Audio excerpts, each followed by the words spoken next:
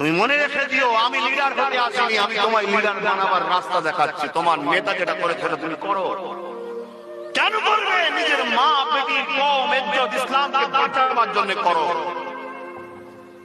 তোমার মোহাম্মদ রাসূল তোমাকে যেটা শিখিয়েছে তুমি সেটা করো। তুমি যদি মোহাম্মদ রাসূলকে মানো তাহলে করো, আজি না মানো স্যালেন্ডার হয়ে যাও, তাই মানি না। কমসে কম দিলে তৃপ্তি পাবো যে আছি তো 10টা কি করবো। চলো, কিছু উপায় নেই, জঙ্গলে চলে যায়। কেন আল্লাহ রসুল বলেছে আচার জমানায় বাঁচতে গেলে বকরি নিয়ে জঙ্গলে চলে যেতে হবে। কেন বকরি খাই কম এবং গাছপালা যারা হোক সেটা খেয়ে নেয়। ছাগলে কিনা খাই, এটা কথা আছে না। আর দুধ হচ্ছে ঠান্ডা, ওর খাও আর বাঁচো, তবে ইমান বাঁচাতে পারে। সেই সময়